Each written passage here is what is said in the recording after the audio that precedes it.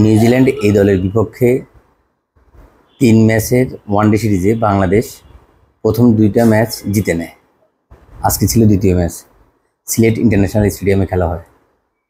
এই দলের পারফরমেন্স নিয়ে আসলো কথা বলতে আসিনি, একটা বিষয় আলোচনা করতে এসেছি। সেটা হচ্ছে আমাদের কিছু প্লেয়ার অনেক ভালো স্ট্রাইক রেট থাকে, ভালো পটেনশিয়ালিটি থাকে, কিছুদিন দুর্দান্ত খেলে, এরপরেই হুট করে হারিয়ে যায়। তাহলে এরা এত ভালো খেলে মাঝখানে ওদের কী হয়? কেন এরা হোঁচট খেয়ে পিছনে পড়ে যায়? আমি বলতে চাচ্ছিলাম নুরুল হাসান সোহানের কথা। এই সোহান যখন আসলো, ওর স্ট্রাইক রেট কত দারুণ ছিল, মোটামুটি ওর উপর ডিপেন্ড করা যেত।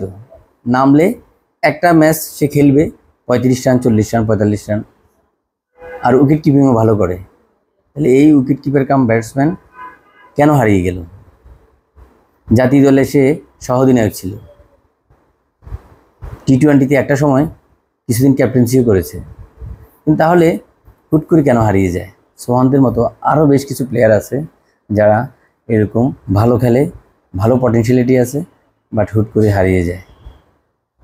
তাহলে এখানে ওদের ব্যক্তিগত ফোকাস না করা খেলার উপর এই সমস্যা, ব্যক্তিগত অবহেলা, নাকি কোচের সমস্যা, নাকি ক্যাপ্টেনদের সমস্যা, নাকি ম্যানেজমেন্টের সমস্যা?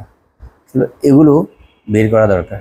কারণ সোহানদের মতো বেশ কিছু প্লেয়ার আছে যাদের অনেক পটেনশিয়ালিটি আছে, যাদেরকে একটু লালন করলে আমরা অনেক ভালো ভালো ক্রিকেটার পেতে পারি। এবার ভাগ্য ভালো, ঢাকা প্রিমিয়ার লিগে অনেক দিন পর সোহান ভালো খেলেছে, আর তার সেই ভালো খেলার পুরস্কার হিসেবে বাংলাদেশ এই দলে ঢুকতে পেরেছে এবং ক্যাপ্টেন হিসেবে সে আসলো। কারণ মোটামুটি সিনিয়রিটি এবং তার এক্সপিরিয়েন্স অনুযায়ী সে ক্যাপ্টেন্সি পেয়েছে। প্রথম ম্যাচে তো সিলেটে নিউজিল্যান্ড এই দলের বিপক্ষে বাংলাদেশ বোলারদের কারণে জিতেছে। বোলারদের দাপটে ওরা মাত্র 147 রানে অল আউট হয়ে যায়। আর আজকে 2 জন ব্যাটসম্যানের কী বলবো যে বীরত্বের কারণে, 2 জন ব্যাটসম্যানের 2টা সেঞ্চুরির কারণে বাংলাদেশ 340 রানে 5 উইকেট করে। তার ভিতর সোহান 101 বলে 112 রান করে, আর মাহিদুল 108 বলে 104 রান করে। এবং দুজনেই বেশ, সোহান তো ছক্কাই মেরেছে 7টা, 4 মেরেছে 7টা। তাহলে এদেরকে আমাদের লালন করতে হবে, এদের প্রতি অবহেলা করা যাবে না। কোথায় সমস্যা হয়, কেন এরা হারিয়ে যায়? কিছুদিন ভালো খেলে তারপর হারিয়ে যায়, এটা খুঁজে বের করতে হবে। বিসিবির আমার মনে হয় সোহানদের মতো বেশ কিছু প্লেয়ারদের উপর একটু ফোকাস করা দরকার। শেষ করব আরেকটা ভালো খবর দিয়ে। মেহেদী হাসান মিরাজ আজকে আইসিসি টেস্ট র্যাঙ্কিংয়ের মেহেদী হাসান মিরাজ 2য় অবস্থানে এসেছে অলরাউন্ডার হিসাবে, যেখানে আমাদের সাকিব আল হাসান 1 নম্বরে ছিল, আর এর পরপরই আমাদের এই মেহেদী হাসান মিরাজ আজকে 2 নম্বরে আসলো। 1 নম্বরে প্রবাবলি রবীন্দ্র জাদেজা ইন্ডিয়ার। তো হয়তোবা গত 13 মাসে আমাদের মিরাজ তার যে পারফরমেন্স, সেই পারফরমেন্সের কারণে সে 8 নম্বর অবস্থান থেকে 2য় অবস্থানে এসেছে।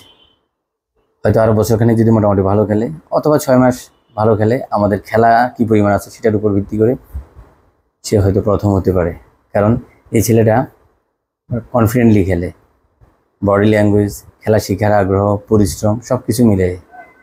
তো প্লেয়ারদেরকে লালন করলে এই ধরনের ভালো ভালো সুখবর আমরা আরও বেশি পাবো। তো বিসিবির উচিত বেশ কিছু স্টেপ নেয়ার, যে এই ধরনের প্লেয়ার তুলে আনার জন্য। তো সবাইকে ধন্যবাদ যারা এতক্ষণ আমার ভিডিও দেখেছেন। আল্লাহ হাফেজ, আসসালামু আলাইকুম।